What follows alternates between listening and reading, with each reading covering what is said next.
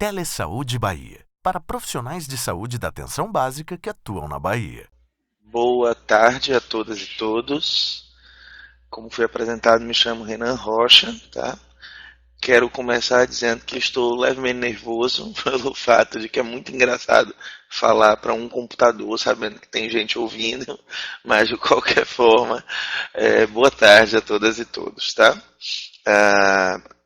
Como foi apresentado, sou psicólogo, também sanitarista, então atuo na área de saúde coletiva e fiz minha trajetória toda como trabalhador do Sistema Único de Saúde. Hoje estou também como docente universitário a partir da Universidade de Salvador, a Unifax, e me encontro, portanto, também nesse exercício do papel educador, trabalhador da área da educação. E recebi o convite para poder estar dialogando com vocês um pouco sobre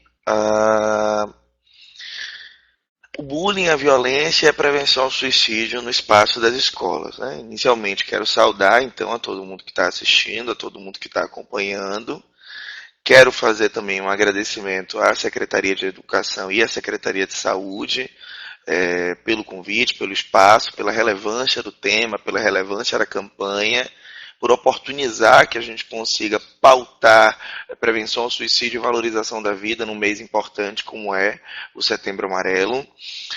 Reforçar, inclusive, nesse sentido, a importância do Sistema Único de Saúde, das políticas públicas de educação, reforçar a relevância que estratégias como o telesaúde têm em termos de educação permanente em saúde, portanto, de relevância para o aspecto de formação continuada das trabalhadoras e dos trabalhadores do Sistema Único de Saúde e da nossa rede estadual de educação. Tá? Não posso também deixar de fazer uma menção à importância que é fazer um espaço como esse, especialmente no momento político em que vivemos, onde a gente tem visto uma intensa precarização das políticas públicas em geral, especialmente por parte do governo federal, e nesse sentido, toda e qualquer iniciativa a título das instâncias públicas que preconize a manutenção do espaço de educação como espaço de importância deve também ser louvada e valorizada. Né? Ao mesmo tempo, não posso também deixar de sinalizar, e isso é matéria sobre a qual nós falaremos, do que é fazer um debate sobre questões que envolvem saúde nas escolas, pensando inclusive o público infantil e o público adolescente, no mesmo período onde a gente tem o óbito de uma menina de 8 anos de idade assassinada com um tiro nas costas no estado do Rio de Janeiro, muito possivelmente emitido pela polícia militar de lá. Né? É muito complicado quando a gente pensa um debate sobre saúde e educação no ambiente escolar, quando você ainda tem interfaces tão violentas, inclusive muitas vezes pela mão do próprio Estado, que vão ser responsáveis pela erradicação de vidas de crianças e adolescentes. E quando a gente para pensar nisso, a gente até se coloca num aspecto de profunda contradição, que é o que é fazer um debate como esse, o que é fazer uma discussão como essa, num momento onde a gente tem visto uma série de vidas serem ceifadas pela violência urbana, pelo racismo, pela pobreza, pelo machismo estrutural. Então, todas essas questões nos são importantes, nos são interessantes. E não é possível fazer uma fala crítica sobre a ideia do bullying e da prevenção de violência sem posicionar o nosso tempo e o nosso espaço e a realidade histórica que nos circunscreve. Não é possível produzir uma boa análise em nada que envolva saúde e, especialmente, se a gente quer falar de prevenção do suicídio e valorização da vida, se a gente não faz uma leitura macro-social, uma leitura da macroestrutura e de como essa macroestrutura nos afeta a todas e todos. É isso. Por fim, ainda nessas saudações, fazer também uma saudação ao conhecimento, uma saudação a todo e qualquer espaço que nos permita produzir conhecimento, especialmente num momento também da história de nosso país, onde se tem feito um louvor à ignorância e um louvor ao não saber. espaços como esse nos fazem lembrar de que é pela via do bom conhecimento, da troca de ideias e do compartilhamento de saberes que a gente constrói uma boa saúde, uma boa educação para o nosso estado, para a Bahia e para o nosso país como um todo. Feitos esses pequenos prelúdios, a gente pode começar a fazer um pouco do debate, né, que hoje nos interessa. Para poder começar, uma coisa importante para a gente sinalizar logo de cara é o cenário que a gente está pautando. Assim. Onde estamos pisando diante do debate que a gente quer fazer? E aí algumas coisas elas são decididamente importantes para a gente pensar. Primeiro, que quando a gente vai falar de bullying associado ao ambiente escolar, a gente precisa lembrar que o ambiente escolar é um ambiente essencialmente constituído por projetos de infância, projetos de adolescência e projetos de juventude. Então, decididamente, a gente vai ter que lembrar da infância como construção social, da infância como uma produção, com a ideia, inclusive, de que nem toda criança vive necessariamente infância, especialmente quando você interpõe as condições sociais, materiais e concretas que diferentes crianças vão estar submetidas. A mesma coisa quando você vai pensar adolescência e juventude. Dentro dessa esfera, da ideia de que há projetos sobre os quais a gente deve se debruçar, a gente precisa lembrar que, muito embora essa discussão tenha um caráter essencialmente subjetivo, nem tudo nela é tão subjetivo ou tão interpretativo. É o caso da gente tomar o nosso ECA, o nosso Estatuto da Criança e do Adolescente, como documento, por exemplo, balizador daquilo que se deve fazer em termos das políticas públicas quando a gente pensa infância e adolescência, inclusive na seara da educação. Então, existem políticas públicas, essas políticas públicas devem ser priorizadas, devem ser defendidas, e elas vão nos dizer de como devemos pensar a infância e de como devemos pensar a adolescência, inclusive na ideia da proteção integral. Não partindo de uma premissa de que crianças e adolescentes são um devir cidadão, ou um cidadão que está por vir, mas sim como uma ideia de que crianças e adolescentes estão aqui presentes, já são cidadãs e cidadãos de nossa sociedade e, dessa forma, devem ser compreendidos também como sujeitos de direitos e deveres, mas sujeitos de direitos e deveres que devem estar protegidos da má intervenção da família, da sociedade, das diferentes comunidades. Ao mesmo tempo, é importante ressaltar que esse mesmo Estatuto da Criança e do Adolescente, ao falar da ideia de proteção, não produz uma ideia de desresponsabilização de crianças e adolescentes. A ideia é que a proteção integral sirva também para lembrar que eles estão para nós como sujeitos que precisam ser também orientados em termos do desenvolvimento dessa criticidade e dessa consciência cidadã. Essa mesma criticidade e consciência cidadã, inclusive, ela não é uma atribuição que a gente vai pensar como apenas das escolas. A escola tem um lugar central nesse debate, mas a gente vai observar essa relação partindo dessa ideia de uma relação família, escola e sociedade. Se a gente vai observar as camadas básicas de vida em sociedade, a gente vai observar que o primeiro núcleo familiar que uma criança ou um adolescente está submetido é a sua família. Em sequência, o ambiente escolar. Em terceiro, as suas comunidades, como bairros, amigos, demais cursos. E, por fim, a sociedade como um todo.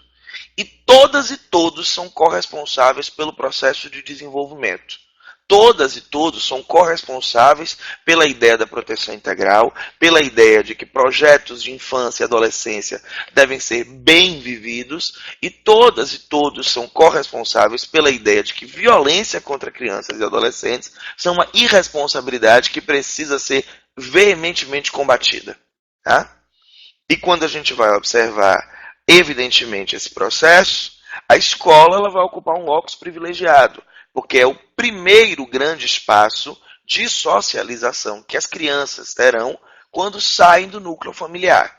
Então, muitas vezes, é o ambiente da escola que vai eliciar, inclusive, os primeiros passos de uma socialização não mediatizada pela família. Os primeiros passos de uma socialização não orientada pela figura de uma cuidadora ou de um cuidador. Nesse sentido, a escola vira um locus privilegiado para a gente pensar relações sociais. A escola vira um locus privilegiado para a gente pensar desenvolvimento humano e um locus privilegiado para a gente pensar a ideia de formação social dessas crianças e adolescentes. No entanto, e aí a gente precisa pensar essa ideia das especificidades do campo educacional, a escola não é a única responsável. Inclusive, não se pode atribuir à escola a única responsabilidade pelo desenvolvimento de uma consciência cidadã. Há que se pensar uma esfera compartilhada na relação com as famílias, que são as primeiras grandes educadoras dessas mesmas crianças, e ao mesmo tempo o lugar da sociedade, em termos dos exemplos, dos pactos sociais e dos exemplos que são dados não só no cotidiano, mas também pelas figuras que estão em espaços de proeminência. Então, como as figuras, por exemplo, que estão nos nossos espaços de governo, pautam, por exemplo, uma educação construída com referenciais de valorização da diferença, de respeito à diversidade, de compreensão da desigualdade social no Brasil, ou como determinados governantes nossos, por exemplo, vão produzir uma reflexão sobre o campo educacional que não pauta em momento algum as vicissitudes e as incongruências do que é uma sociedade marcada pela desigualdade social. Quando você pensa nesse sentido, o espaço da escola vai ser, por excelência, um locus privilegiado, mas que não atua sozinho, mas que ainda assim, no lugar de locus privilegiado, precisa ser pensado como um espaço de potência de formação de uma consciência cidadã, de uma consciência de classe, de raça, de gênero, de uma leitura de mundo e, por fim, da própria ideia de uma criticidade ante as relações sociais.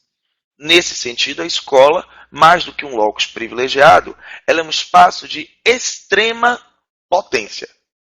E na condição de espaço de extrema potência, ela também precisa ser pensada como espaço a ser protegido, mas também precisa ser pensada como espaço que potencialmente pode ser perpetuador de violência também ela. Tá? E esse é um pouco do cenário de base com o qual a gente vai dialogar. Tá? Em seguida, uma coisa importante para a gente conseguir pensar é como é que a gente compreende essa dimensão do fenômeno da violência na escola. Um pouco mais à frente, eu vou tentar partir para algumas definições do que seria a violência, do que seria o próprio bullying e de como essas coisas se distinguem. Mas para chegar lá, a gente primeiro precisa pensar a violência como fenômeno. E a ideia de fenômeno, para a psicologia, é uma ideia que envolve essencialmente um aspecto de que coisas acontecem em relação. E é na relação que nós conferimos existência ao mundo. Se eu me chamo Renan porque vocês que estão me ouvindo agora, por exemplo, me compreendem como Renan, me escutam como Renan, me identificam como Renan. E essa dimensão das relações sociais que a gente costura vai fazer com que nós concedamos ao mundo existência. Nesse sentido, para a gente pensar a violência, a gente também precisa tomá-la como fenômeno, que é, numa primeira instância, a violência só pode existir numa dimensão relacional. Inclusive porque muitas vezes o que vai categorizar uma determinada expressão, um determinado comportamento como um comportamento violento, é precisamente a medida das relações sociais. É saber, por exemplo, que determinado ato eu não posso assumir, porque ao assumi-lo eu firo a integridade do outro, eu firo a liberdade do outro e muitas vezes firo inclusive a sua expressão corporal, eu o machuco concretamente. E nessa dimensão da violência, portanto, a gente vai observá-la primeiro como um fenômeno de dimensão relacional, que se processa no campo das relações entre as pessoas. Para além de se processar no campo das relações entre as pessoas, a violência também tem uma dimensão complexa, porque ela não é um fenômeno simples de descrever. Você não está falando de um tipo básico de expressão de violência, nem está falando de uma única forma de compreender um aviltamento do direito, uma violação do corpo do outro, do direito do outro. Quando você pensa em violência, a gente vai ver isso mais à frente também, a gente está necessariamente falando de uma expressão de uma violência que pode ser física, que pode ser psicológico, emocional, que pode ser patrimonial, quando você pensa, por exemplo, a violência de gênero. Então, todas essas interfaces, elas compõem o leque de como a gente vai conceituar a violência, o que faz dela um fenômeno complexo. E aí, a título de registro, dizer que é um fenômeno complexo não é o mesmo que dizer que é um fenômeno complicado. Complicado seria falar de algo difícil. Falar da violência não é necessariamente algo difícil, é algo que tem muitas variáveis e que essas variáveis precisam ser vistas.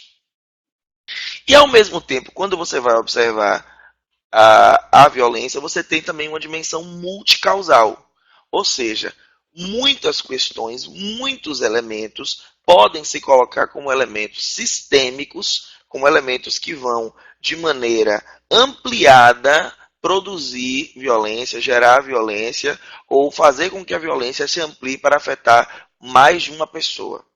Então, nesse sentido, a gente pode pensar, por exemplo, que o machismo estrutural ele é base para a violência das mulheres na sociedade, assim como o racismo estrutural vai ser base para a violência contra pessoas negras, indígenas e de diferentes ascendências étnicas. Então, só quando você pega um recorte como esse e compreende a existência do racismo estrutural e do machismo estrutural, só aí você já me diz, a gente já diz uns para os outros, que raça e gênero são diferentes perspectivas que vão se apresentar na multicausalidade da violência. Em síntese, então, o que a gente está dizendo é que a violência ela é um fenômeno essencialmente social, dotado de inúmeras variáveis e causado por diferentes acepções.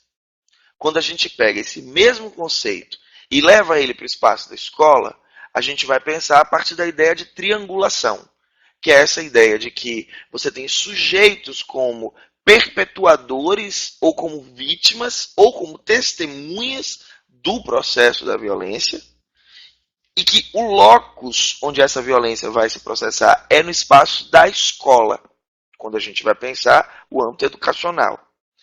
E nesse sentido, esses três elementos são importantes para a gente pensar. Como é que a gente pondera a existência da escola, como é que a gente pondera os sujeitos dessa violência e como a gente define, portanto, violência nessa seara. E a gente vai ver os três pontos dessa triangulação a qual a gente agora se refere. Na continuidade, a gente vai precisar, então, pensar a ideia de escola como espaço de convivência ou de violência.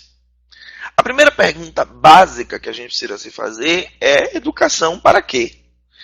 Para alguns, essa pergunta pode parecer uma pergunta tola ou mesmo até capciosa, quando não perigosa, mas é uma ideia básica da gente pensar assim, a educação ela é pilar das políticas públicas, ela é pilar do processo de desenvolvimento, mas ela se destina a quê e a quem?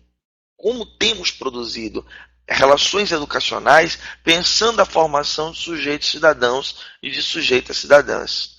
Então, não tenho como não lembrar nesse momento da figura do Paulo Freire, para a gente poder pensar, inclusive, dentro dessa perspectiva da educação, o que a gente tem produzido é uma educação bancária, onde a gente faz de crianças e adolescentes depositórios de uma expressão de conhecimento, ou a gente compreende uma educação que deve ser essencialmente libertadora, e na condição de uma educação essencialmente libertadora, se faça, na verdade, uma educação crítica, com consciência de mundo, consciência de classe, de raça, de gênero, de sexualidade, de outras expressões variadas de opressão social, e a partir desse espaço, a escola se torne locus privilegiado de transformação do mundo e das suas incongruências. Nesse sentido, não consigo dialogar com outra forma que não seja essa, a do Paulo Freire, para a gente conseguir pensar como temos produzido educação nos diferentes espaços por onde a gente atua. Em sequência, a gente vai precisar pensar Que conceitos, portanto, de educação, de escola e de processo de ensino-aprendizagem a gente tem pensado? Quando a gente fala, por exemplo, de educação e de escola, a gente compreende, muitas vezes, num lugar senso comum, quase como se a gente estivesse falando de fenômenos automaticamente colados e dados por a priori. Mas isso também significa pensar que se eu pondero uma educação que seja libertadora, e, portanto, que acuse os dramas sociais que causam a violência, como eu consigo pensar, logicamente, as escolas como esse espaço privilegiado de problematização da realidade social.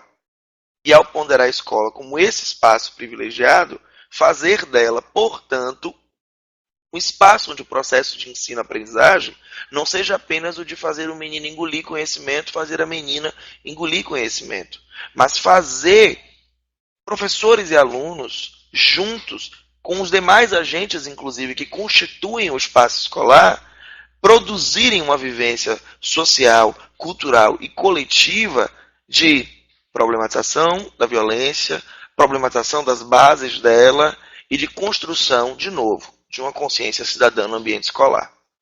Diante disso, a partir das referências com as quais a gente está dialogando, a gente vai ver que a gente precisa pensar, portanto, escola e educação e o fenômeno da violência nesses espaços a partir de duas dimensões que estão aí colocadas, tá?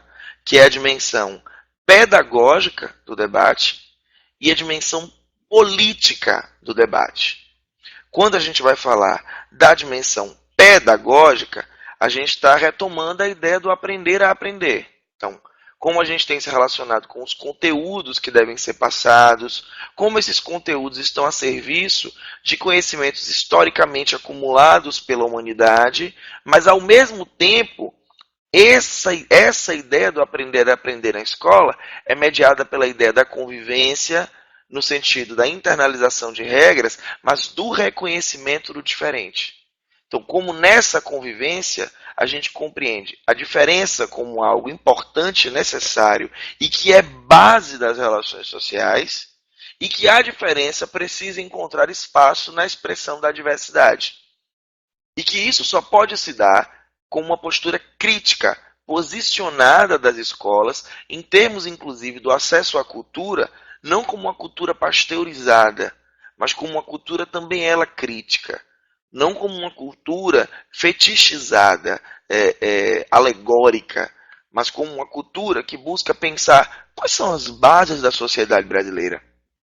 Quais são as bases dos dramas sociais que o Brasil vive. Historicamente, como as mulheres foram colocadas em um lugar, por exemplo, de subjugação diante da figura masculina a partir do machismo e do patriarcado. Como o período do pós-abolição da escravatura construiu a população negra brasileira como uma população fadada a uma marginalidade social. E de maneira, inclusive, perversa, planejada. E como esses elementos empurraram a sociedade para os dramas que ela vive hoje. E como essas questões são relevantes para a gente poder pensar a estruturação da educação brasileira e baiana. Paralelamente, essa dimensão pedagógica não pode se dar sem uma análise da dimensão política, que é pensar a escola como um espaço de reprodução social. Então, evidentemente que se o mundo tem dramas sociais que são estruturados em atos violentos, em exercício de poder e controle uns sobre os outros, como esperar que a escola não seja um espaço que reproduza as mesmas relações? Se essas crianças muitas vezes estão submetidas a lógicas territoriais, por exemplo, onde, se a gente for pensar a vivência das comunidades periféricas Brasil afora, você tem muitas vezes crianças que vivem, como eu citei inclusive no início, o caso da menina Agatha Félix, dentro de uma comunidade onde a ideia de violência, em termos de insegurança pública, ela vigora e de maneira potente. Então você tem crianças e adolescentes que vão conviver com expressões diárias de violência urbana, além de, muitas vezes, vivenciarem situações que envolvem, por exemplo, violência contra a mulher dentro de seus núcleos familiares, E essas mesmas crianças, por exemplo, vão encontrar muitas vezes na relação com as instâncias públicas tratamentos diferenciados para pessoas fenotipicamente brancas e para pessoas fenotipicamente negras. Se a sociedade se estrutura nessa forma, chega a ser tolo imaginar que a escola não vai passar pelos mesmos dramas, pelos mesmos dilemas. E que a escola, como um recorte, como um extrato das relações sociais, vai vivenciar, portanto, os mesmíssimos problemas. Talvez em menor escala, mas os mesmíssimos problemas. Como esperar que uma criança submetida a essas condições diariamente, ao entrar na escola, produza um outro tipo de comportamento que não dialogue com sua vivência cotidiana? É um anacronismo e psicologicamente, inclusive, isso não faz o menor sentido. Nesse caso, quando a gente vai pensar a violência na escola, portanto, a gente precisa pensar a escola como esse espaço de reprodução social e, portanto, de reprodução da desigualdade social. Ao mesmo tempo, onde a gente vai pensar que muitas vezes, até inclusive muitas vezes, por ordens que vêm de cima para baixo e não pela prática de fato dos docentes, você tem a ideia da escola como espaço de preparação para o trabalho e de divisão social de classes. E não como a escola, muitas vezes, como espaço de potência e de autorização dos desejos.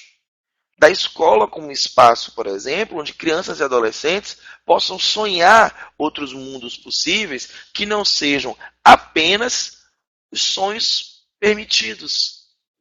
Como, por exemplo, podemos pensar coletivamente a ideia de uma educação que permita, por exemplo, dizer a uma criança do sertão da Bahia que, se ela quiser, ela pode sim, por exemplo, ingressar na universidade como um projeto de desenvolvimento e ser muito feliz nisso. E não apenas se formar apenas para poder aprender a assinar o próprio nome, como se isso desse conta da complexidade das relações. E vejam, eu não estou aqui desvalorizando em momento nenhum a ideia do processo, por exemplo, de alfabetização e de aprender a escrever. Mas como a gente consegue pensar a ideia de um conhecimento que ele não seja só utilitário, instrumental, mas de um conhecimento que autorize sonhos. Sonhos, inclusive, de reformulação da sociedade. Sonhos de produção de melhores relações, de melhores condições de trabalho. Sonhos de vivências mais harmônicas. Sonhos de um país onde a gente não precise passar fome. E como essas dimensões precisam estar presentes na vivência que a gente tem dentro das escolas. Tá?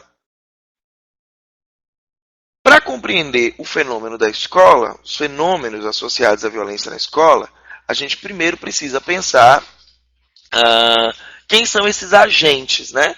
Até porque eu tenho falado muito da relação entre alunos e professores, mas eles não são os únicos agentes do processo escolar e do processo educacional. Então a gente vai pensar, obviamente, a figura dos estudantes, a figura das professoras e dos professores, é claro, mas também da gestão, inclusive não só a gestão imediata, mas a gestão das secretarias, por exemplo, Ministério da Educação e todas as outras instâncias, os profissionais do administrativo, profissionais da limpeza, inspetoras e inspetores, enquanto demais pessoas que compõem a malha institucional, para pensar também o lugar, de novo, das famílias e das comunidades. Todos esses agentes coexistem com vivências, posições, desejos, aspirações e valores distintos, mas em uma relação de convivência. E aqui, na condição de psicólogo, a teoria de base com a qual eu dialogo é a teoria psicodramática. Tá? E aí eu queria dialogar durante 1 minuto com vocês para pensar um pouco a ideia do exercício desses papéis. O psicodrama vai dizer que na vida a gente atua essencialmente a partir de papéis, e a gente está o tempo todo atuando. Não uma atuação como falsidade, mas uma atuação como o exercício de um papel. Por exemplo, neste momento eu estou atuando, enquanto o papel palestrante. Eu estou com uma pessoa aqui na sala comigo, que é a minha contra-regra, a moça da mesa, Juliana, uma moça aqui muito educada e gentil, que está aqui como DJ do espaço. Então, ela também, nesse momento, está operando um papel. Vocês, nas diferentes instâncias onde estão, certamente também estão atuando, operando papéis. A diferença é que esses papéis que nos compõem, eles não se apagam. Eles vão se somando na gente como se eles fossem um penduricalho ou um cacho de uvas. E aí, dentro do psicodrama, a gente tem uma teoria, né, uma metáfora que eu acho muito bonita, que é a ideia de que cada ser humano é como se fosse um cacho de uvas ou um cacho de papéis. Onde, se você tem um papel adoecido ou um papel que está muito sofrido, tal qual um cacho de uvas, esse papel pode prejudicar, essa uva pode prejudicar todo o cacho. Exemplo disso. Se ao estar vindo para cá hoje, eu tivesse, por exemplo, tido uma briga com minha companheira, certamente o meu estado de humor, ao estar aqui dialogando com vocês, ele seria diferente. Se ao chegar aqui no CAB, que é um lugar super tranquilo de chegar, eu tivesse, por exemplo, me perdido e chegasse atrasado, meu estado de humor também estaria muito alterado. Se eu tivesse sido assaltado, se eu tivesse sido demitido do meu trabalho, se eu tivesse passado por uma situação de violência associada a algum familiar, tudo isso compõe quem eu sou. E nesse momento, o meu papel palestrante, o meu papel professor, não apaga os meus outros papéis. Eu sou um todo do que eu sou. Nesse sentido, crianças e adolescentes vão funcionar da mesma forma. Pessoas em idade escolar vão funcionar da mesma forma. Estudantes universitários vão funcionar da mesma forma. Professores, gestores, todos nós. Em alguma medida, no momento em que a gente está sentado numa cadeira de sala de aula, ou quando a gente está em pé, anotando coisas num quadro, nós continuamos sendo um todo do que nós somos. E esse todo do que nós somos está ali presente, fervendo nas nossas relações. Isso significa dizer que não é possível pensar um processo de desenvolvimento humano, de crescimento, de formação de consciência, de formação de caráter, de formação de subjetividade, sem compreender todas as esferas da vida humana e todas as esferas da vida de cada vida que passa pelas nossas mãos. Como eu, na condição de pessoa que constrói a malha da escola, observo os dramas que estão sendo vivenciados por determinado estudante.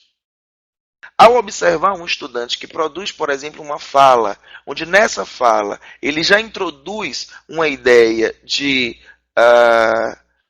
não desejar estar vivo, de estar muito sofrido, está apresentando isolamento, já não dialoga direito com os colegas, não está tendo um bom rendimento. Como eu consigo pensar esse menino não como um vagabundo? Como eu consigo pensar esse menino não como alguém que não quer nada? Mas muitas vezes pensar que talvez essa pessoa que está diante de mim esteja passando por uma situação, muitas vezes, de novo, essencialmente social, que eu não acesso. Mas que ao não acessar e me impor diante dele de maneira fria ou pouco dialógica, eu amplio a violência. Eu perpetuo a sensação de injustiça.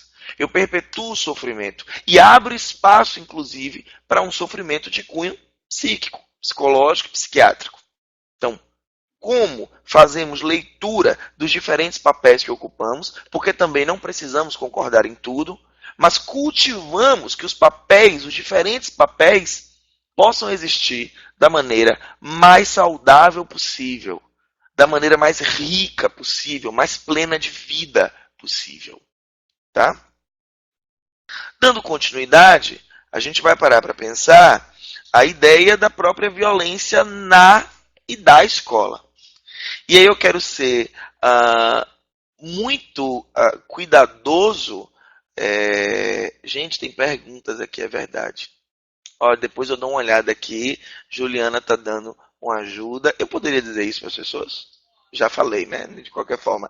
As pessoas que estão mandando perguntas, Juliana está fazendo esse processo de juntar aqui, gente. Eu vou observando ao final, tá? Quando a gente vai pensar a ideia de violência na e da escola, a primeira coisa que a gente precisa distinguir é a ideia de conflito da ideia de violência, tá? Gente, conflito faz parte da vida. Discordar, distinguir, não pensar da mesma forma, faz parte da vida. O problema se dá quando o conflito se amplia para a erradicação da diferença. Eu posso, por exemplo, pensar que o mundo vai ser muito melhor se ele for vermelho. Juliana, que está aqui comigo, pode pensar que o mundo vai ser muito melhor se ele for azul. Até então, faz parte que a gente tenha perspectivas diferentes e discuta e debata contundentemente os nossos pontos de vista. Isso não é um problema. O problema é se na discordância eu decido que a maneira como eu vou vencer o meu debate com Juliana vai ser agredindo ela. Ou vai ser extinguindo do mundo todo mundo que pensa que o mundo vai ser melhor se ele for azul. Nesse sentido, se o conflito é saudável, a erradicação do conflito pela via do uso da força, do poder e da imposição, aí sim é uma expressão de violência. Nesse sentido, a gente vai pensar a violência como todo e qualquer ato que resulte em morte, mas também em sofrimento ou dano de natureza física, sexual ou psicológica à pessoa.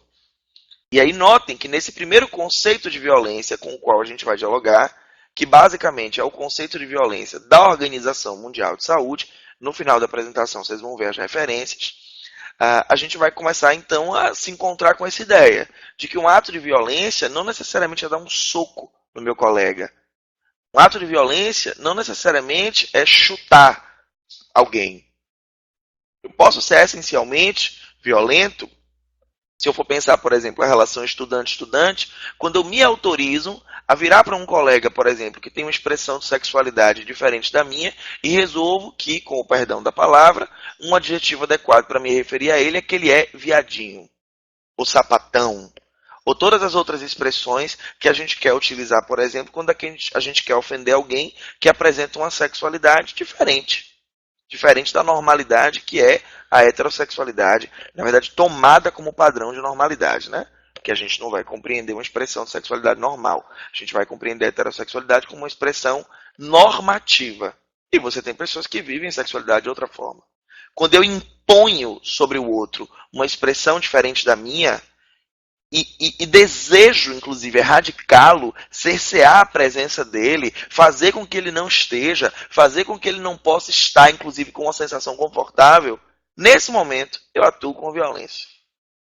Na mesma medida, quando a gente tem, por exemplo, uma mulher que vai circular de saia pela noite, porque quer, porque o corpo é dela e ela tem o direito de fazer isso, ela é vítima, por exemplo, de um estupro, o que é uma violência, e a única maneira como muitas vezes a gente consegue lidar com isso é dizendo para ela o que ela poderia ter feito para evitar. Dizendo, mas também uma hora dessa na rua, com essa roupa, e não pensa que o que causou o estupro não é a saia e não é o horário. O que causou o estupro foi um homem. E aí a gente precisa pensar o quanto que, no momento onde a gente não reconhece a questão estrutural do debate, a gente faz violência também. Reifica a violência a qual a pessoa está submetida.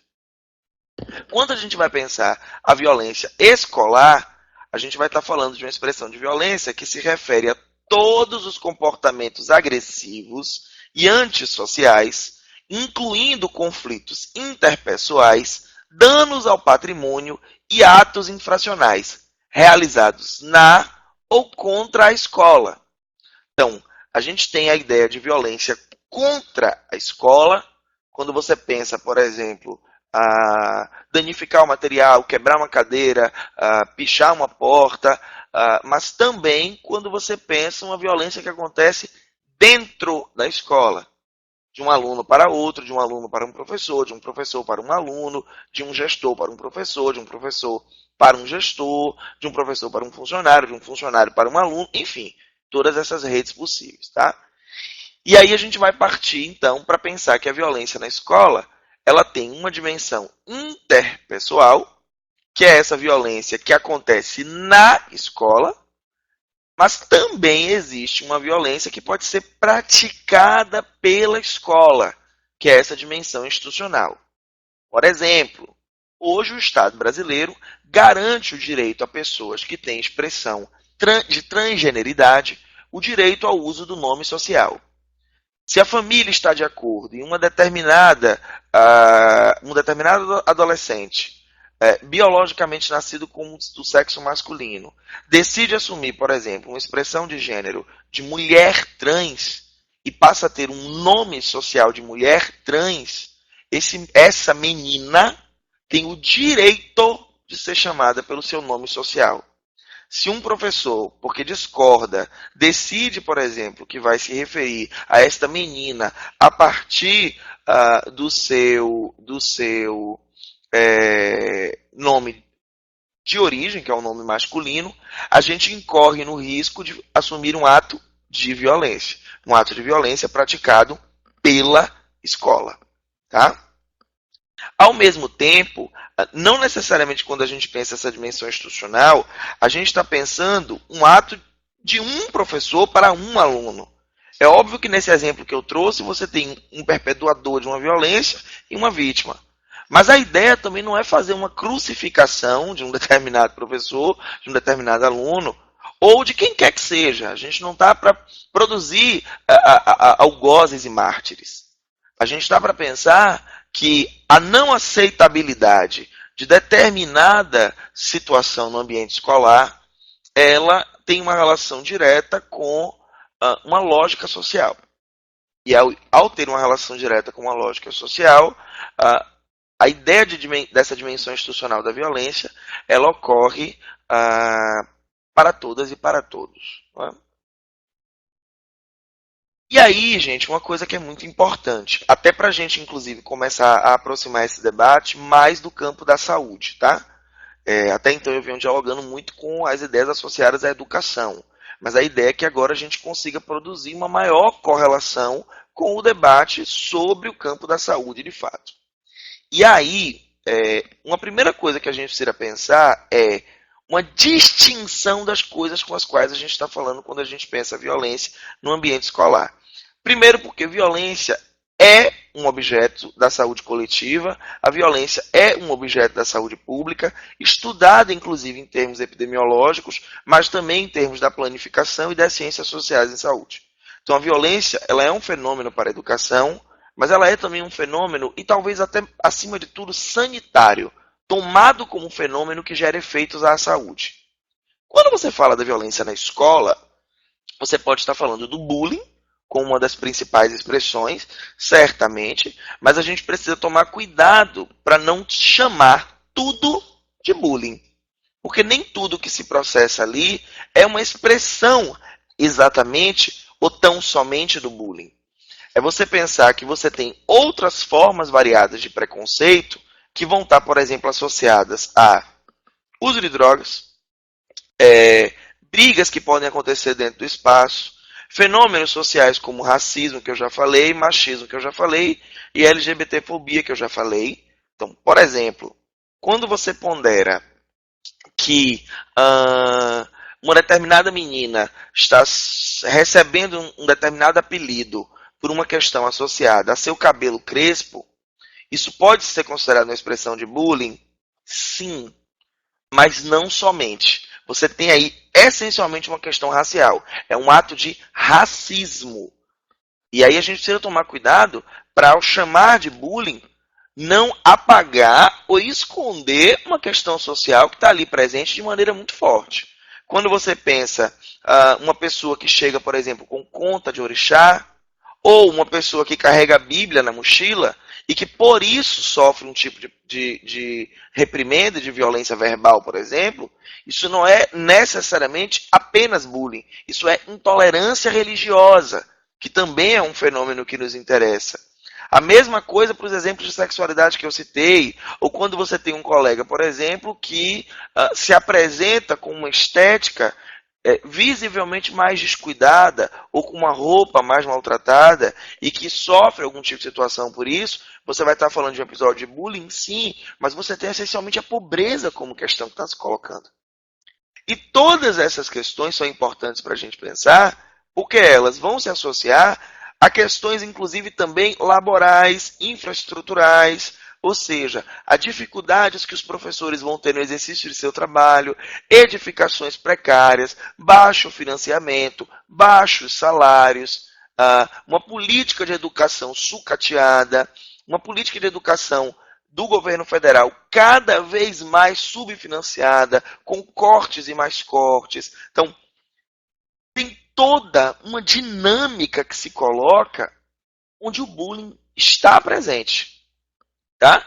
Onde, aí já passando, o bullying ele vai se apresentar como algo que tem definições múltiplas, né? Definições variadas.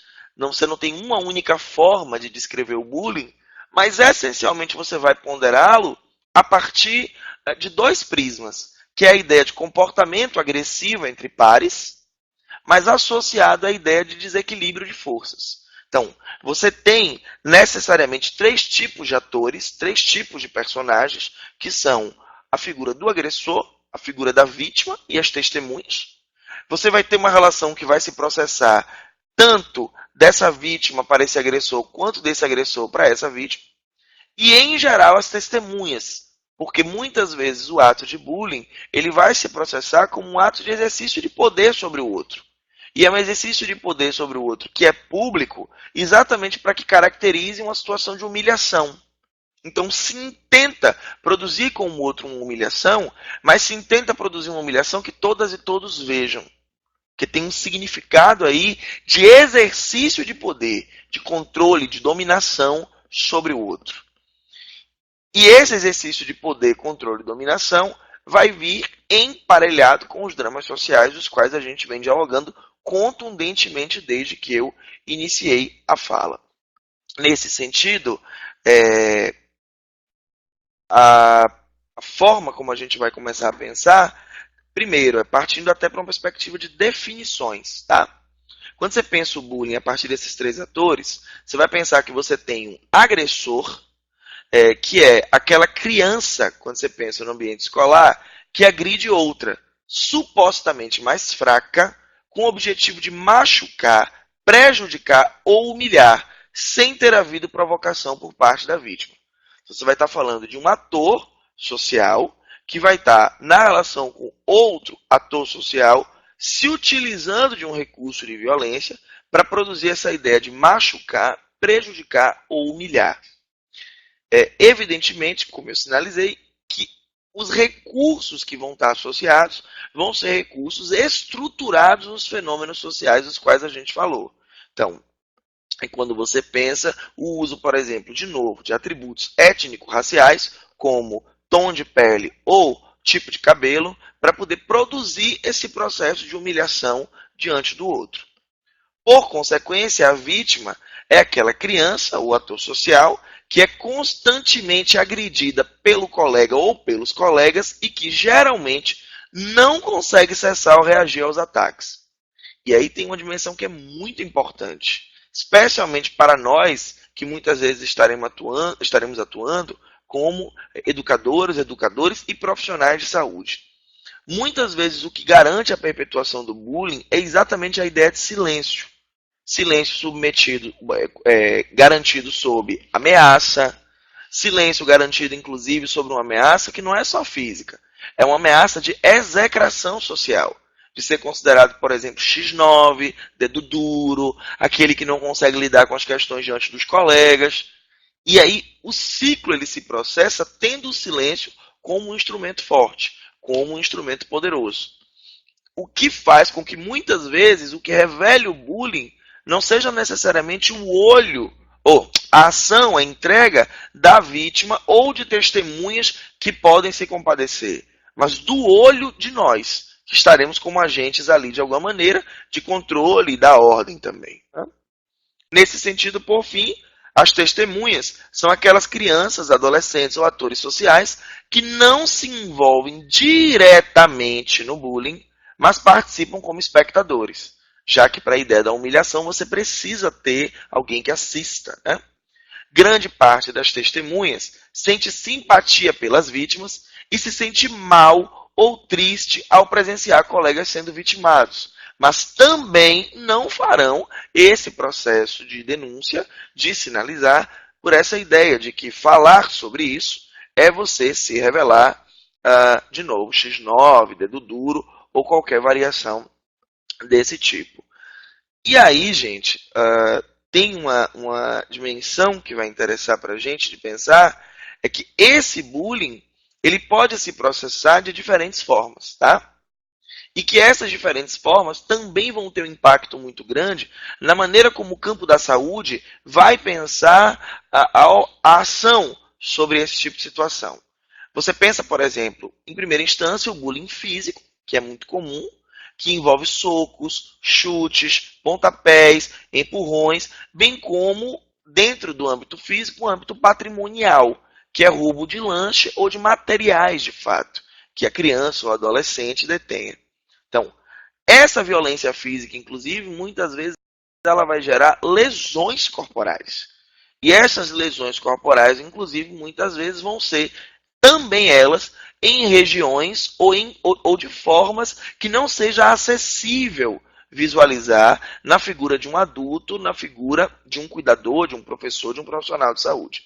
Então, a violência física, nesse sentido, ela tem um impacto muito grande, muito profundo, é claro, mas ela não é menor do que, por exemplo, o tipo verbal, que inclui práticas que consistem em insultar e atribuir apelidos vergonhosos ou humilhantes, assim como o relacional, que é aquele que afeta o relacionamento social da vítima com seus colegas.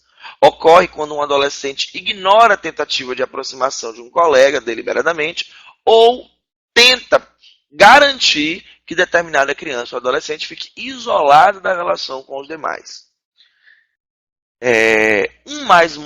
Uma forma mais moderna dessa expressão que a gente vai ter é o que se chama de bullying eletrônico ou cyberbullying, que ficou muito conhecido porque, inclusive, muitos dos episódios de suicídio que a gente teve associados a bullying tiveram um boom a partir da expressão de cyberbullying, como, por exemplo, a divulgação de vídeos íntimos, divulgação de fotos, produção de memes que ridicularizam essas pessoas, e na expressão do cyberbullying, permite-se que se divulgue e se amplie esse bullying de maneira astronômica.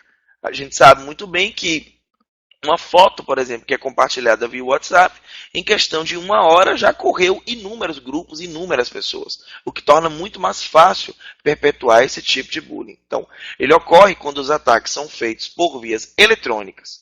Esse tipo inclui bullying através de e-mail, mensagens instantâneas, salas de bate-papo, website ou através de mensagens digitais ou imagens enviadas pelo celular. Uma coisa que é importante de citar para quem está nos assistindo é que as outras formas, gente, elas não são menos graves do que o bullying físico, tá? Muitas vezes a gente tem o hábito de se relacionar como se o bullying físico fosse a grande coisa grave, como se uma humilhação de tipo verbal fosse tolerável. Não é.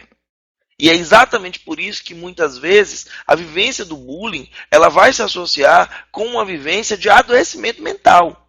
Porque você vai estar vendo uma determinada criança ou adolescente sendo submetida a uma humilhação que é diária, que é cotidiana, que é constante. E ali naquele processo você tem uma questão com a autoestima, com a produção da subjetividade, com a produção da identidade e todas essas questões ali, marcando a vida daquela criança ou daquele adolescente, muitas vezes de novo, sem que nós, operadores de cuidado, vejamos, mas com todo um público que acompanha aquele processo. Né?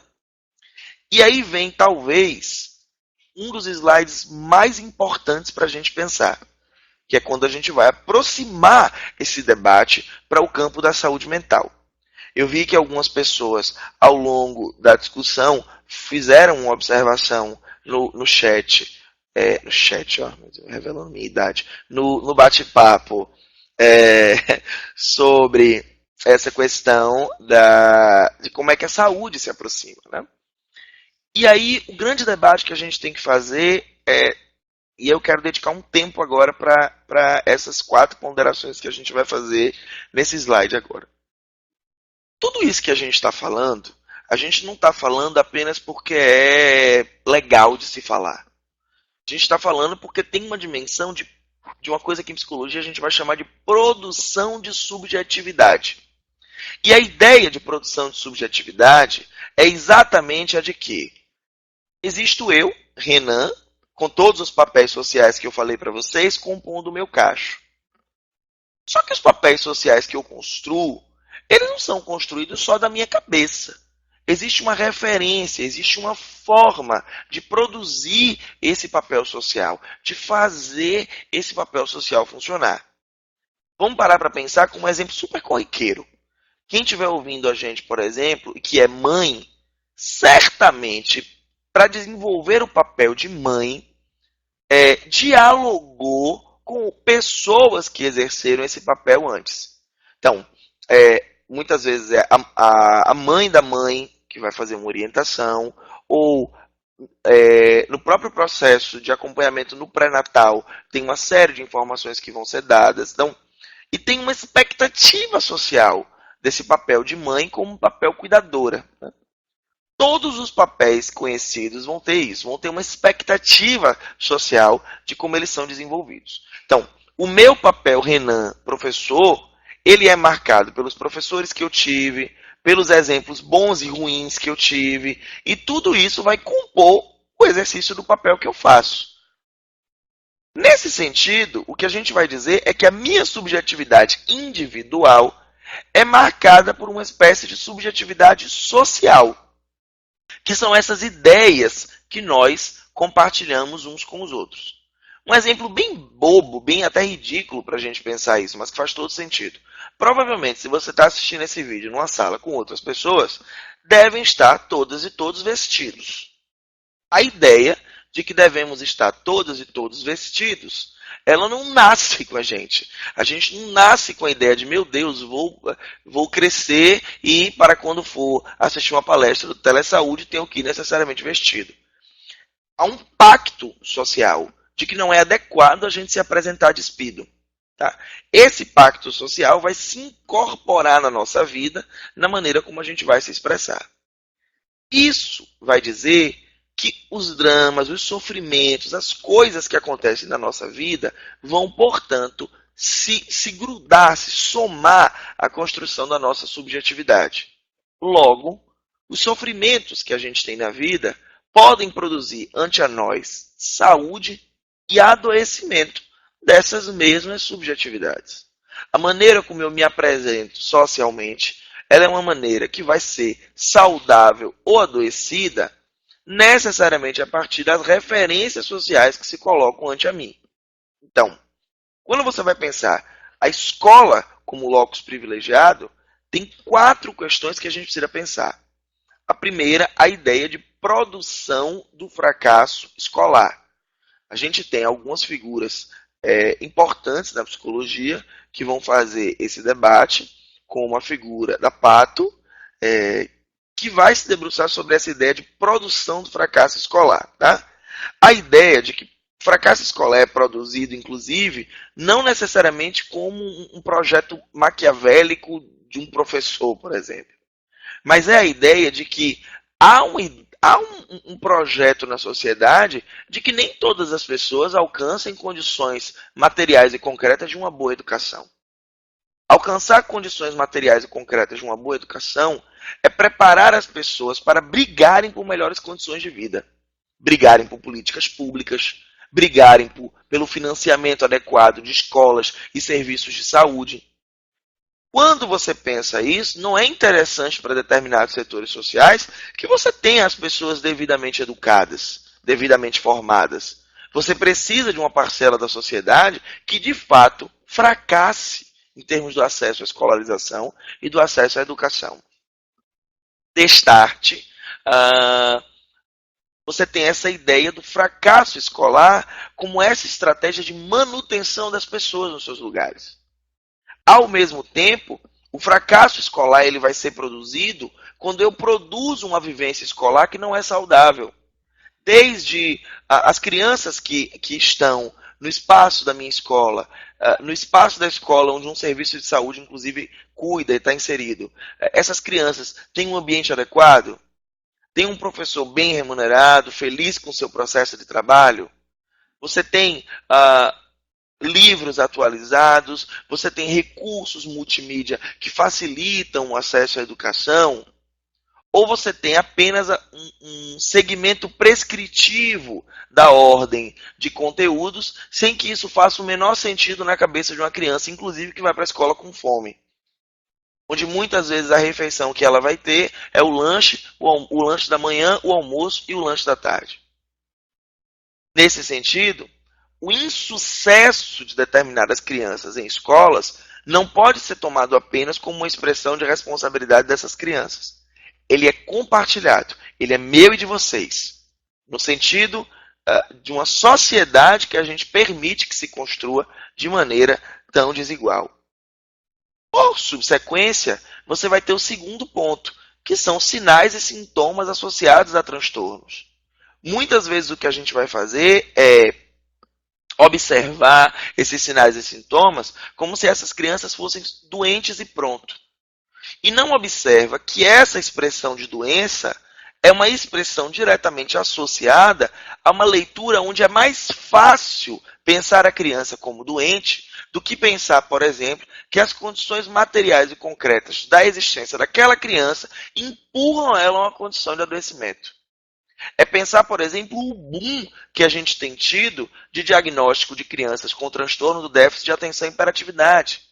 Será que o que a gente tem é, de fato, um aumento absurdo de crianças com déficit de atenção? Ou o que a gente tem são modos educacionais precarizados, professores não valorizados, escolas em situações precárias, comunidades essencialmente violentas, que não propiciam um espaço bom, adequado de aprendizagem? E aí o que a gente faz? Diz que a criança tem um transtorno de atenção, passa medicação e faz do Brasil, inclusive hoje, simplesmente um dos maiores consumidores de Ritalina do mundo, perdendo apenas para os Estados Unidos da América. Isso nos leva a associar, se vocês observarem, o ponto 2 com o ponto 3. Como nós temos, em certa medida, muito mais utilizado as categorias psicológicas e psicopatológicas para adoecer essas crianças, do que feito uma reflexão sistêmica da questão, do que feito uma reflexão sistêmica sobre como tem ocorrido saúde e doença nas escolas. E aí, obviamente, que diante de um processo onde você tem o fracasso escolar como algo produzido, você tem sinais e sintomas associados a transtornos aparecendo cada vez mais nessas crianças, o uso de medicação como único recurso, esse espaço vai ser o espaço propício, inclusive, para o desenvolvimento de relações violentas entre as crianças, relações violentas da sociedade para com essas crianças, relações violentas, muitas vezes, de nós, professores, cuidadores e operadores da saúde para com essas crianças e adolescentes. E aí ainda conseguimos estranhar quando a expressão que sobra é a de violências autoprovocadas. Óbvio que com a minha fala, de novo, eu não quero produzir culpa sobre uma ou outra pessoa. Eu não quero produzir, nesse momento, com que você que está assistindo a gente se sinta, nesse momento, extremamente culpado porque fez uma condução inadequada ou porque observou um aluno seu e disse, eu acho que esse aluno tem déficit de atenção e hiperatividade. Ele pode ter uma questão de atenção. Não é impossível. A grande questão é quando a gente não observa como essas questões produzem saúde e doença. Como nós, muitas vezes, não nos fazemos parceiros. E aí, de fato, se pense nesse momento como uma criança ou uma adolescente que não tem vínculos sociais. Dentro do bullying ao qual essa criança está submetido, você tem toda uma ameaça de violência física, ofensas cotidianas, afastamento dos demais colegas, uma vivência comunitária violenta, dramas familiares que muitas vezes a gente não acessa, mas que estão ali presentes. E aí, de repente, essa criança, começa a manifestar um comportamento de autolesão. É de se esperar que a gente comece a questionar qualquer um de nós a própria vida, se a vida se faz muito sofrida. Isso, obviamente, não quer dizer também que a gente vai então entender, então pronto, então deixa o menino se cortar, deixa a menina ameaçar fazer uma tentativa de suicídio, porque é normal. Pelo contrário, como a gente reivindica um debate sobre uma escola mais saudável, sobre uma comunidade mais saudável, sobre serviços de saúde capacitados para atuar com crianças e adolescentes que cheguem perto da realidade social, como é que a gente reivindica a possibilidade da construção de um mundo mais saudável? Como é que a gente reivindica, por exemplo, a ideia da construção de uma sociedade onde não necessariamente o menino ou menina precisa sair da escola para ir ao serviço de saúde, mas sim reivindica que os serviços de saúde possam sair, abrir suas portas e chegar nas escolas produzindo um conhecimento, produzindo uma leitura sobre aquelas relações sociais em loco. Hã? Nesse sentido, a gente vai pensar essas violências autoprovocadas como a própria ideação suicida, que é o pensar e o planejar, a autoagressão, que é o ato de se cortar, a tentativa de suicídio e os suicídios propriamente ditos, aqueles que vão a termo, né? Que de fato acabam ocasionando um prejuízo, né? Um dano a si mesmo. E aí, caminhando, talvez, para começar, ao invés de só fazer problematizações, começar a pensar com vocês possíveis respostas, a gente vai fazer uma grande pergunta. Quais são, portanto, os nossos desafios? E aí, para pensar esses desafios, eu quero dialogar nesse momento com 3 perspectivas. Quais são os desafios para o campo da educação? Quais são os desafios para o campo da saúde? E quais são os desafios para a sociedade diante desse debate, tá? Quero lembrar, inclusive, que a todo tempo eu estou pensando a prevenção do suicídio como uma dimensão macroestrutural. Não acho, inclusive, que a proposta do nosso debate de hoje fosse que eu focasse em intervenções de caráter mais nosológico ou etiológico, mas muito mais focar nesse debate sistêmico. E como a partir desse debate sistêmico, a gente pode pensar ações coletivas, ações conjuntas, tá? Não necessariamente nos interessa, por exemplo, pensar a anamnese ou o screening de como um professor pode olhar para um menino e diagnosticar. Isso não é, inclusive, atribuição da escola. Não é atribuição da escola fazer diagnóstico. Se você tem uma dúvida, se você tem uma hipótese de que você tem uma criança ou um adolescente com um sofrimento psíquico, com um sofrimento mental, o mais adequado é acionar o serviço de saúde. É acionar os profissionais de saúde. Agora, nem toda expressão de sofrimento ela é necessariamente uma expressão que precisa de uma intervenção de saúde. E esse é o ponto que eu quero puxar aqui. Consegue pensar relações de saúde estabelecidas na mudança de um cotidiano escolar, na mudança da maneira como a gente se relaciona uns com os outros.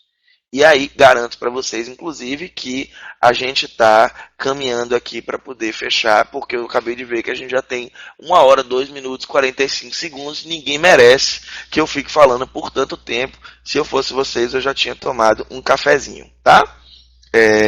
Que, inclusive, eu pedia que não me deram. Eu quero registrar isso publicamente, tá?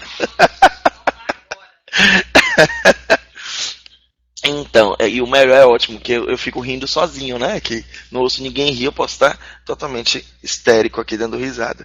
Tá, vamos lá, gente. Dentro dessa ideia de desafios educacionais, a primeira coisa para a gente pensar é essa ideia de problemas, conflitos e violências. Como a gente falou, problemas e conflitos fazem parte da vivência cotidiana, fazem parte da vida humana. O problema é quando eles passam a se configurar como atos de violência, ou seja, atos de lesão sobre o outro, visando lesar a vida, mas visando lesar também o emocional, o psicológico, o relacional. Então, eles devem ser compreendidos como são, mas precisam ter nome.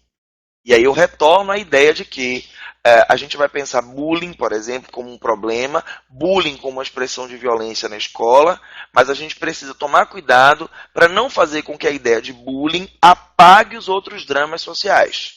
Isso é muito importante, isso é muito relevante. Olha, eu chorei, o café chegou. Muito obrigado, minha filha. Que a entidade que você acredita te abençoe. Viu? É, Logo, então, eles precisam ter nome. Então, a gente precisa chamar bullying de bullying. A gente precisa saber olhar uma prática violenta e dizer é bullying. Ao mesmo tempo, para tomar cuidado também, ao conhecer os termos, para não chamar o que não é bullying de bullying. Para conseguir, por exemplo, de novo, dizer que um ato de machismo é machismo, que um ato de racismo é racismo. E que por ser machismo e por ser racismo, não são menos importantes. São tão importantes quanto a violência que o bullying submete crianças e adolescentes. Então, é preciso dar nome às coisas, identificá-los e trabalhá-los pedagogicamente. Falar sobre os temas, pautar com crianças e adolescentes. Porque a partir disso você consegue produzir uma dimensão interpessoal. Uma sugestão que a gente dá, inclusive, é que quando você quer discutir essas questões, é sempre legal não trabalhar com grupos imensos. Como é que a gente consegue, por exemplo, sentar com jovens, com crianças e adolescentes para falar sobre bullying em grupos pequenos, 10, 15, 20 crianças e adolescentes? Quando você trabalha com um grupo muito grande, você não possibilita a ideia de uma implicação. Então, seja na tua escola, seja num serviço de saúde, vai trabalhar a ideia de violência, vai trabalhar a ideia de bullying, trabalhe com grupos pequenos, de maneira que você, inclusive, permita a essas crianças e adolescentes se expressarem. Tá? Ao mesmo tempo, não deixar de fazer a leitura desses conflitos e dessas violências como questões macroestruturais que afetam a toda a sociedade. Então, se a tua escola está passando por uma determinada situação, eu garanto que se você for olhar para a escola do lado, vão ter problemas similares. Então, como a gente consegue pensar uma implicação das secretarias de educação, dos nossos governantes, da comunidade como um todo? Não é a escola A, B ou C que vai sofrer com problemas associados a bullying ou a outras violências. Todas, em maior ou menor medida, estão submetidas. Então, como a gente consegue coletivizar o enfrentamento? Tomar para nós como uma questão coletiva, que é de responsabilidade de todas e todos. Ao mesmo tempo, e dialogando com essa ideia, considerar a possibilidade de realização de parcerias, compreender a proporcionalidade dos conflitos, porque a gente também não pode considerar todos como se fossem iguais. Você tem expressões de bullying, muitas vezes um bullying inicial ou uma coisa mais discreta, assim como você tem expressões terríveis, e que nessas expressões terríveis é mais fácil que uma criança ou um adolescente, inclusive, tente atentar contra si mesmo diante de humilhações. E, ao mesmo tempo, fazer pactos com esses meninos, meninas, revisitar esses combinados, esses acordos e construir ações de prevenção de violências e restauração de vínculos.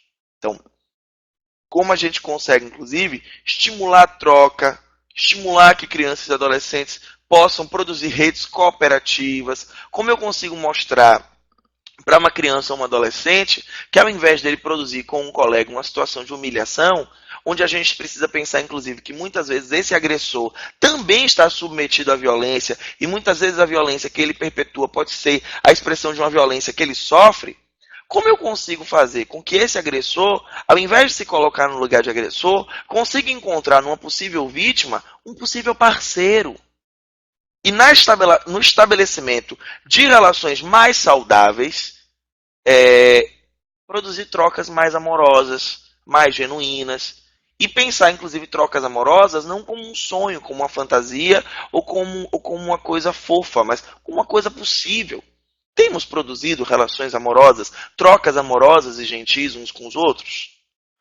Ao mesmo tempo, a adoção de uma postura ética coletiva, justiça, solidariedade, empatia e respeito como baluartes, como valores da convivência na escola. Então, você, professor, você, funcionário, você, faxineiro, cozinheiro, diretor, secretário que está ouvindo a gente, você se constrói como uma figura que é exemplo de uma vida saudável, exemplo de uma pessoa que estabelece relações cuidadosas, harmônicas, amorosas, como exemplo de alguém que cuida do outro nas relações. E aí, por fim, desnaturalizar a violência, gente. Nenhuma violência pode ser tomada como normal, como natural, como aceitável. Toda violência deve ser tomada como um absurdo. Toda violência deve ser tomada como algo a ser enfrentado. Não podemos partir da premissa de que é isso mesmo e vida que segue. Toda violência deve ser, nesse sentido, combatida como a expressão de um ato terrível que é. Tá? Em sequência, quais são os desafios sanitários ou desafios para o campo da saúde? E aí é pensar também a articulação de parcerias permanentes entre os serviços de saúde e as escolas, com foco, inclusive, nas ações de prevenção e de promoção. Ou seja, não produzir articulações apenas quando você já tem meninos e meninas produzindo automutilação.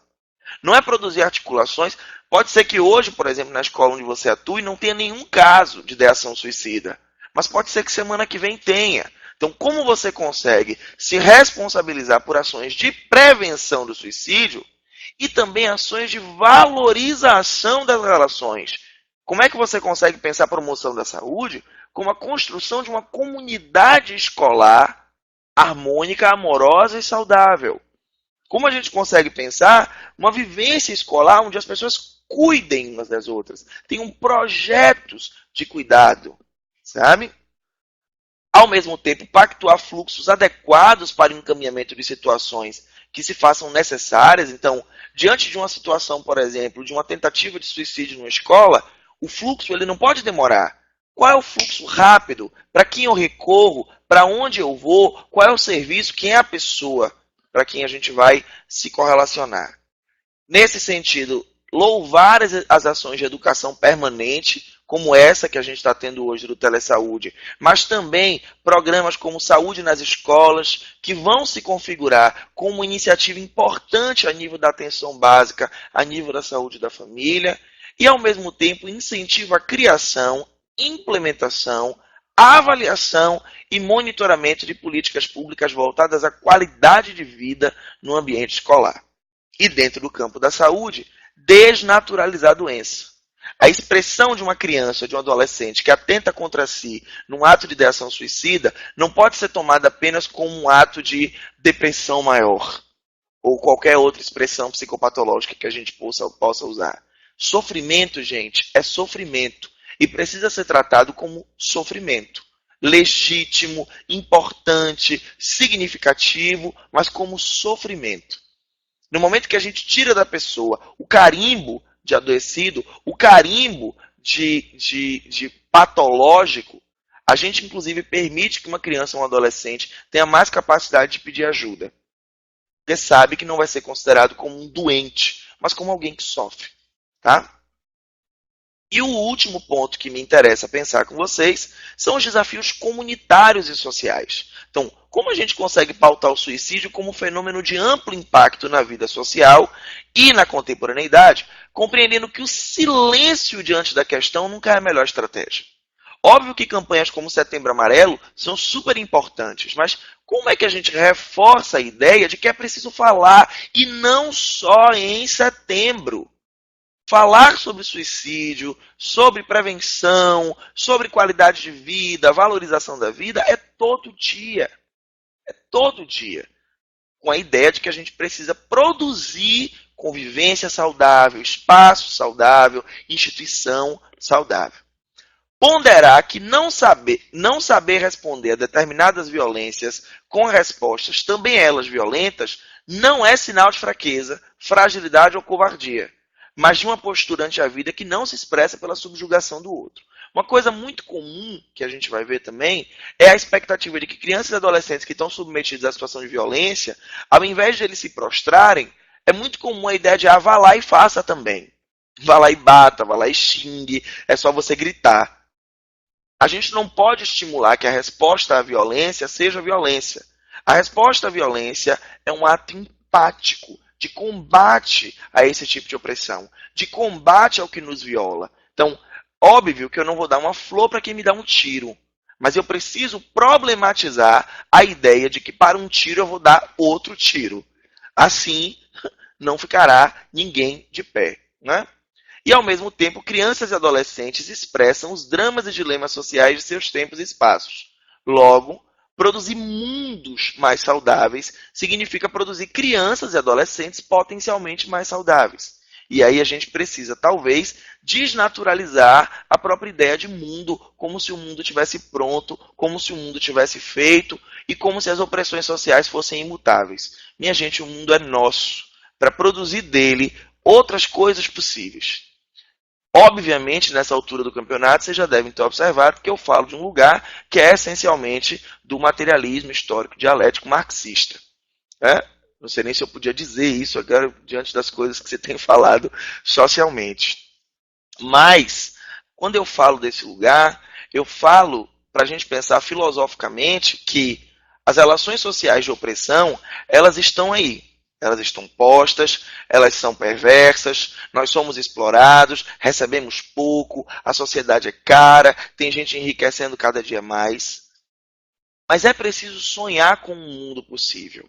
É preciso sonhar com um mundo melhor, com um mundo diferente, com um mundo, inclusive, onde as pessoas não precisem lutar pelo direito de estarem vivas. Eu preciso sonhar com um mundo onde racismo, machismo, todo tipo de sexismo, LGBTfobia não sejam uma realidade cotidiana e não tirem vidas de pessoas apenas porque elas manifestam comportamentos diferentes, expressões de vida diferentes, desejos diferentes. E aí eu quero retornar, para fechar com vocês, a uma ideia que eu trouxe mais cedo, de que quando a gente vai pensar, portanto, a educação, a gente precisa pensar uma dimensão que é pedagógica, mas que é política. E não é político partidária, é política de posicionada, de crítica, de quem não silencia diante do sofrimento do mundo. E aí, se eu posso deixar um convite para você que está assistindo a gente, é o convite de se indignar. Se indigne diante das injustiças do mundo. Se indigne pela pessoa que está do seu lado e sofre, inclusive, o que você não sofre. Porque muitas vezes você pode não ser vítima de racismo, de machismo, de bullying. Você pode não ser vítima dessas expressões de violência, mas é preciso ter empatia pelo sofrimento do outro e se comprometer com esse sofrimento do outro na construção de um mundo melhor. E isso só é possível tomando partido, se posicionando. E aí, para fechar, antes que eu leve uma bronca, porque já está dando 1h16, eu quero deixar com vocês um poema. É um poema do Tiago de Mello, que é um poeta nordestino, muito, muito, muito importante, uma figura que eu gosto muito, e que ele vai dizer o seguinte para nós. A luz que me abriu os olhos para a dor dos deserdados e os feridos de injustiça não me permite fechá-los nunca mais enquanto eu viva. Mesmo que de asco ou fadiga me disponha a não ver mais, ainda que o medo costure os meus olhos, já não posso deixar de ver. A verdade me tocou, com sua lâmina de amor, o centro do ser. Não se trata de escolher entre cegueira e traição, mas entre ver e fazer de conta que nada vi, ou dizer da dor que vejo para ajudá-la a ter fim. Já faz tempo que escolhi. Que possamos todas e todos escolher um mundo mais possível e um mundo mais saudável. Tá? Muito obrigado. Bom, pessoal, é isso. Me agradecer aqui pela excelente explanação. Temos alguns comentários aqui no bate-papo, algumas dúvidas também. O pessoal pediu para complementar algumas informações. Então, vamos lá, Renan. Uma primeira dúvida é assim, os profissionais... boa tarde. Nós, profissionais da área de saúde, gostaríamos de sugestões práticas para abordarmos o tema diante do nosso público, se possível. Né? E se pensar nesse tipo de abordagem prática, não só o profissional de saúde, mas o professor da educação, né? Em ações. Então, quando a gente vai pensar ações mais práticas, em geral, a gente vai pensar bem estruturadinho a partir do debate sobre saúde pública mesmo, né? Você tem ações que estão no campo da prevenção, ações que estão no campo da promoção e ações que estão no campo da recuperação. Diante de crianças e adolescentes que já estão em processo de automutilação, fazendo escarificação, que são aqueles cortes, né, no braço, ou crianças que já estão falando em morrer, ou pior, né, mais grave, planejando como fazer, ou crianças e adolescentes que já tentaram, ou, inclusive, familiares de crianças e adolescentes que tentaram e acabaram vindo a óbito, em todos esses casos, a gente vai trabalhar com a ideia de que essas pessoas são sobreviventes. E aí, para elas, as ações de recuperação são importantes. Oferta, por exemplo, de acompanhamento psicológico e, eventualmente, de acompanhamento psiquiátrico vão ser muito necessários. No sentido de que, muitas vezes, para a pessoa já estar num processo de planejamento ou de ter atentado contra si mesma, ela já está numa situação de intensa vulnerabilidade, já está numa condição de intenso sofrimento. Então, ações como oferta de atendimento mesmo, atendimento qualificado, especialmente por profissionais de psicologia e psiquiatria, são muito importantes. Nem sempre a gente vai ter profissionais de psicologia e psiquiatria disponíveis com facilidade para esse tipo de atendimento. E aí você pode lançar mão de outros profissionais que, devidamente qualificados, possam fazer também orientações, né? Você tem hoje, dentro da rede pública, atendimento multiprofissional com profissionais de serviço social, terapia ocupacional, enfermagem, outras áreas da medicina. Desde que devidamente capacitados, essas pessoas também podem fazer boas orientações, tá? Agora, isso, em geral, para as pessoas que já atentaram contra si, não prescinde do atendimento psicológico, do atendimento psiquiátrico, que são altamente recomendados. Isso, por um lado. Mas eu ainda prefiro pensar no foco nas ações de prevenção e promoção. Primeiro, isso que a gente está fazendo hoje, por exemplo, é uma ação que tem elementos tanto da prevenção quanto da promoção. Que a gente está falando do fenômeno, tomando ele como uma coisa importante, pautando elementos teóricos associados a ele. Então a gente está pensando, por exemplo, como é que a gente consegue assumir atitudes não violentas enquanto escola, que empurrem o menino para uma situação dessa, é uma ação preventiva. Ao mesmo tempo onde pautar, por exemplo, com os alunos da escola onde você está, ou as pessoas da comunidade onde o seu serviço de saúde está inserido, como é que você monta espaços de debate, por exemplo, sobre condições de saúde? Como as pessoas têm lido sua condição social? Como as pessoas têm lido seus sofrimentos? Como as pessoas têm lido os dramas do território? E como elas podem, a partir da sua organização coletiva, lutar por melhores condições de vida? Então, os serviços de saúde e as escolas acabam funcionando como espaços que podem ser agregadores de gente para fazer ações coletivas. Nessas ações coletivas, é óbvio que você pode pensar palestra, roda de conversa, a própria inclusão do tema no saúde na escola, a partir da atenção básica. Todas essas estratégias são estratégias que vão estar associadas à prevenção e à promoção. Agora, se eu puder falar disso com palavras mais simples, gente, talvez a melhor intervenção seja falar do assunto. Falar do assunto. Dar nome às coisas. Né? Não fingir que a coisa não acontece. Então, se você está vendo que tem uma criança, um adolescente, que visivelmente está com o braço, está, por exemplo, cobrindo, mas está ali, você vê as marcas, não deixa isso passar incólume diante de você. Tem uma vida ali, que com uma intervenção bem feita, você consegue salvar. Agora, ao mesmo tempo, intervenção bem feita significa evitar ao máximo o senso comum. Não dizer que é falta de Deus, que é falta de fé, que é fraqueza, fragilidade, covardia, que é só você querer que você saia dessa. Esse tipo de fala não costuma ajudar. A gente fala na melhor das intenções, mas não costuma ajudar. O que ajuda é orientar a pessoa a procurar auxílio profissional. O que ajuda é combater opressões sociais que empurram pessoas à condição de sofrimento. E o que ajuda é entender que a responsabilidade é de todas e todos nós.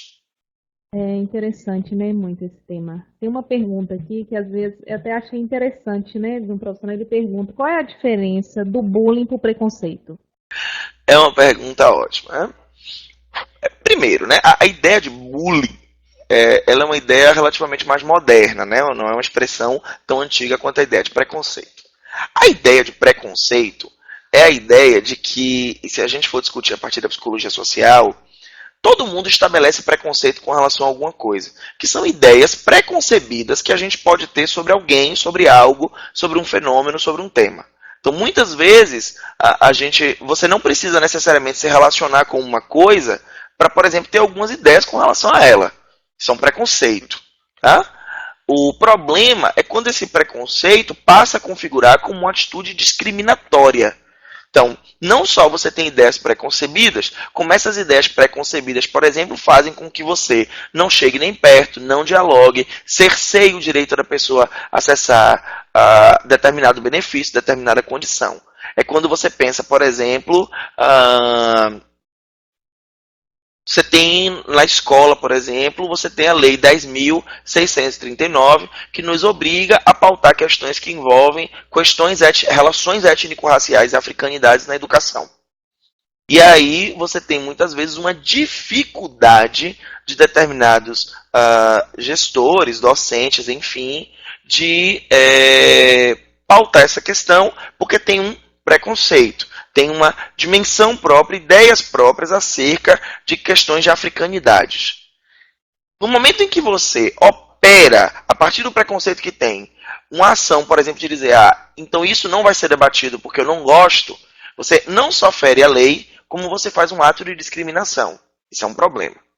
Quando você pensa o bullying, ele tem uma outra dimensão, onde o bullying tem a intenção clara e direta da humilhação. No bullying, você não necessariamente vai ter uma ideia de uma ideia preconcebida que você tem sobre algo. Muito embora o bullying se estruture em algumas categorias padronizadas. Dificilmente você vai ter o bullying do nada. Você vai ter um bullying em geral associado, por exemplo, a condições físicas, que é uma pessoa mais forte do que outra, a condições de sexualidade, que é o bullying direcionado a uma pessoa que tem uma manifestação fora da heteronormatividade. Você vai ter um bullying que vai se assentar em questões raciais, em expressões do racismo. Então, você tem uma ação intencional de humilhação diante do outro. E para finalizar, deixa eu ver aqui. Só mais uma pergunta. Aqui fala assim, o pessoal, professor, acho que o ideal é unirmos a saúde e a educação para trabalharmos de forma conjunta. Temos o PSE que executamos nas escolas, mas que muitos profissionais da educação não se enxergam como parte integrante desse processo. Aí ela fala, preciso de orientações de como eu, enfermeira, posso conduzir esse assunto dentro de um grupo de adolescentes ou na escola, sem que os indicadores de saúde impactem negativamente. Tem o caso de adolescentes que saíram da escola por conta de bullying, sofrido por ser negro, por ser homossexual, e a escola, ela relata que a escola não tem sabido lidar com essa situação, delicado, Olha, colega, você tem o nome dela aí, eu adoraria saber o nome.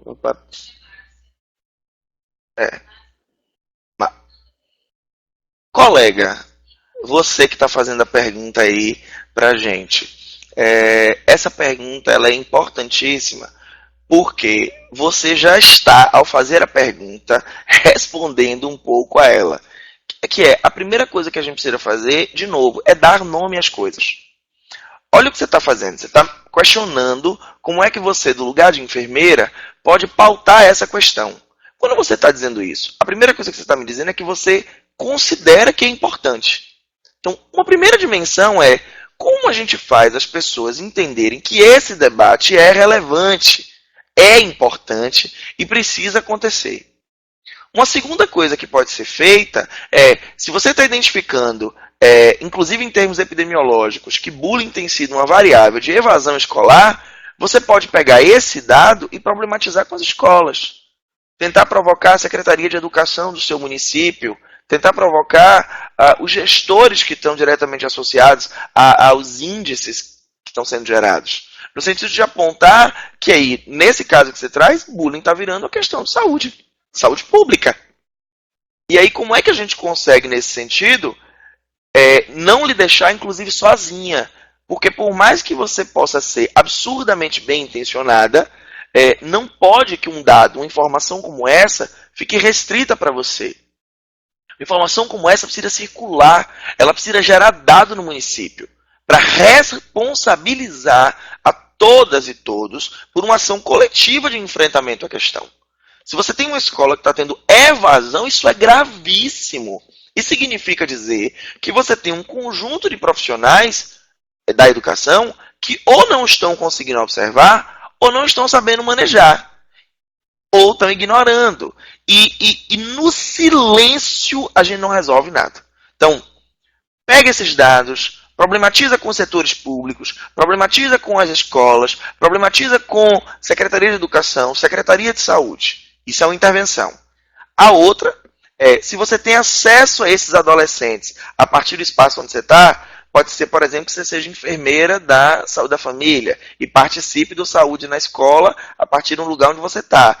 Transforma isso em tema de debate, problematiza, lembrando da ideia de pegar grupos pequenos, porque aí você implica as crianças e adolescentes e faz também essas atividades com os professores. Implica os professores nesse processo. E quando eu estou dizendo isso, gente, pela 10ª vez, não é para encontrar culpados, assim, não é apontando o dedo na cara de ninguém que a gente vai conseguir produzir uma transformação efetiva. É entendendo que o problema é social, ele é coletivo, portanto, ele é de responsabilidade direta de todas e todos nós. Tá. Vi aqui que tem outras perguntas. Tem meus e-mails aí, tá? Que vocês podem acessar, mandar questões, a gente pode interagir. Os e-mails já estão sendo projetados já, né? É esse aqui, pronto. Tem meus e-mails aí, vocês podem ficar à vontade para mandar questões. Eu juro que respondo. Não necessariamente em 1 ou 2 horas, mas eu juro que respondo. E eu quero no mais agradecer. Não tenho como não registrar a relevância de um espaço como esse do Telesaúde.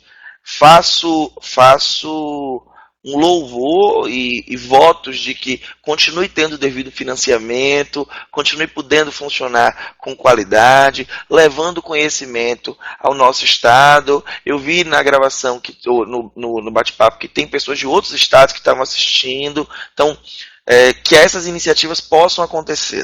A gente está vivendo talvez uma das piores conjunturas na história do país da gente.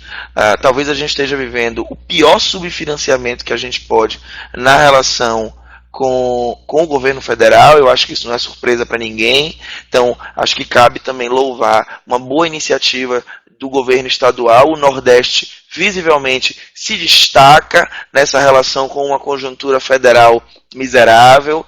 Então, acho que é louvar aí a maneira como nós, às vezes chamados Jus Paraíbas, temos muito a dizer e muito a produzir de bom conhecimento que faça da sociedade um lugar mais saudável e melhor.